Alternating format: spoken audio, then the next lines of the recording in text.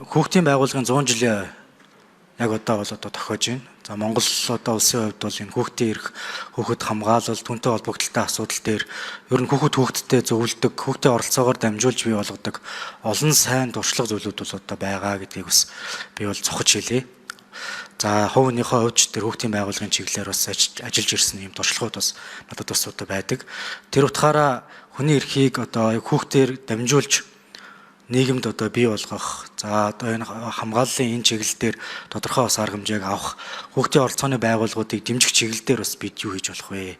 За ярьж байгаа энэ одоо гол асуудлууд дээр бас тодорхой энэ оролцоог нь хангах, мэдээлэлээр одоо хангах энэ чиглэл дээр бол бас энэ талын одоо ажлууд бас хамгийн үр дүнтэй бас зохицуулагдах бас боломжууд бас байна гэж ингэж үзэж байна. Гэр бүл хөдөлмөрийн байгууллагын яамны гэр бүлийн хүн амын хөгжлийн дарга цогтотор байна. Өчигдөр хүүхдийн төлөө үндэсний зөвлөл хуралдсан ерөнхий сайдын ахалдаг. Тэгээд хүүхдийн төлөө үндэсний зөвлөлөөс бол сурагчдын зөвлөл болон энэ хүүхдийн оролцооны байгууллагуудыг одоо дэмжихээр олон нийтийн одоо үйл хэрэг болохоор энэ тогтоо шийдвэр гарч байгаа. Бид бүхэн одоо энийг одоо засгийн газраар баталгаажуулахаар энэ хуулийн тогтоолын төслийг бэлдэж байна. За мөн энэ жилээс одоо анх удаа Монгол улс маань хүүхдийн хөгжил оролцоонд 4.9 тэрбум төгрөг зарцуулахаар ингээд төсөөлсөн. Ингээд сангийн сайд болон боловсролын сайдтай хамтарч 3 сайдын тушаалаар хүүхдийн хөгжил оролцоог дэмжих нормативыг баталахаар бид бүхэн холбогдох 2 яамдаа бас санал хөрвүүлэн ажиллаж байна. Ихтгэлтэй холбогдолтой яг асуудлуудаас гадна бас тэр ер нь одоо яг гендрийн тухай нийгмийн ойлголт бас их тийм өөр болж одоо хувирах гад байна л да. Бид нар бол эмэгтэйчүүдийн эрхийн тухай асуудлыг л гендер гэж ойлгоод ингээд явдаг байсан. Дэлхийн нийтийн хувьчсан юм асуудал бас болгож байгаа шиг байна. Тэгэхээр хүний эрхийн одоо энэ тодорхой илтгэлүүд дээр бусад энэ асуудлууд тэр дундаа энэ одоо Монгол эрчүүдийн тухай асуудлыг бас ер нь аль талаас нь бас хардгийн. За энэ чиглэлийн бас одоо ажлуудыг бас нэг тодруулчихъя гэж би бас зүгээр бодсон юм аа. Яагаад гэвэл бас эрчүүдийн хувьд бол одоо амиа оролтоос ахгүйла сэтгэл зүйн хувьд асуудлууд улам л их болоод байна. Боловсролын хувьд ялгаа маш их болоод байна. Тэгээд орон нутгаар бас нэлээд явхад энэ залуу малчтын одоо асуудал дандаа л одоо эрчүүд байгаа юм асуудлууд бас үүсэж байна л да. За ганг хүлэг гишүүний асуултанд хариулъя. За гендрийн үндэсний хороо Монгол эрэгтэй эмэгтэй хүний гендрийн тэгш бус асуудал үүсэж байгаа дээр тодорхой гендрийн үнэлгээ мониторинг хийгээд улс орны хэмжээнд үндэсний хэмжээний үнэлгээ хийж танилцуулдаг.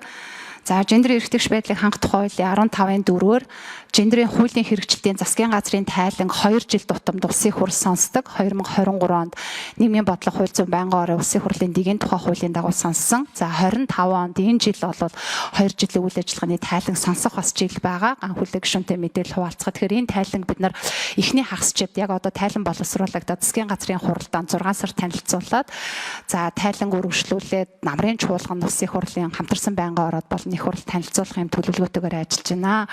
За яг Монгол эрэгтэйчүүдийн асуудлаар 2019 онд үндэсний статистикийн хороотой бид нар хамтраад 19-с 25 насны 10,000 цэргийн насны залуучуудад судалгаа хийсэн. За судалгаа хийх үндсэн шалтгаан нь бол Монгол эрэгтэй эмэгтэй хүний дундаж наслалтын зөрүү 9.7 жил. За олон улсын туршлагаар бол нэг эмэгтэйчүүдээс нэг 4-5 жилээр илүү насалдаг.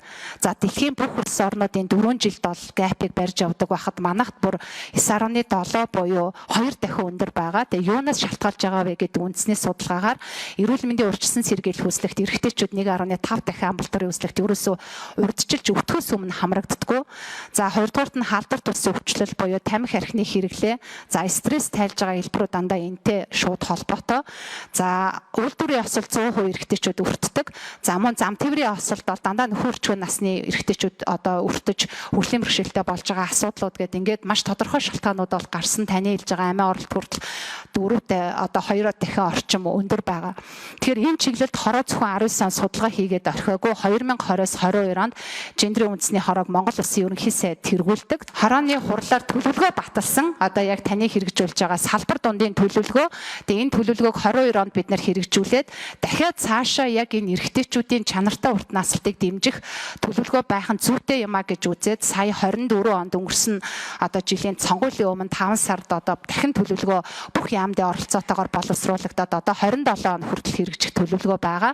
Тэгээ энэ төлөвлөгөөн дээр нөгөө эрэгтэйчүүдийг тэр дундаа нөхөн өрчгөө насны тэр дундаа яг хөдөө байгаа малчин эрэгтэйчүүдийн эрүүл мэндийн өвчсөн сэргээл хүслэгт хамрагдaltaй асуудал, үйлдвэрийн осол, за дээр нь тэр нөгөө ажлын байрны мэдрэмжтэй бодлого эрэгтэйчүүдэд ээлтэй байх гэсэн асуудлуудаар төлөвлөгөө гаргаад жил болгоны нэг тайлангийн аваад хорооны хуралд бол тайлагнаад явж байгаа.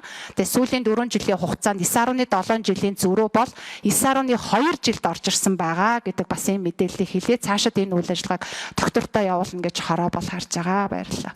За хүний эрхийн үндэсний комиссасын эрэгтэйчүүдийн гендерийн асуудал дээр бас анхаарал хандуулж энэ эрэгтэйчүүдэд чиглэсэн гендерийн тулгамдсан асуудлуудыг одоо шийдвэрлэхэд ямархуу одоо бодлогын асуудал байна.